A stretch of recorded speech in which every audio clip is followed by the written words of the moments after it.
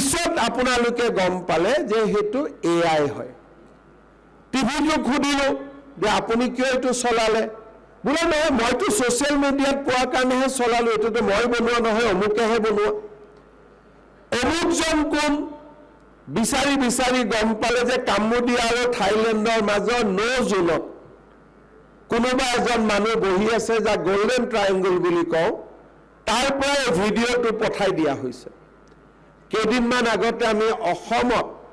প্ৰায় 150 ল'ৰা ছোৱালীক উভতাই আনিছিলো গোল্ডেন ট্ৰায়াঙ্গলত তেওঁলোকে কাম কৰে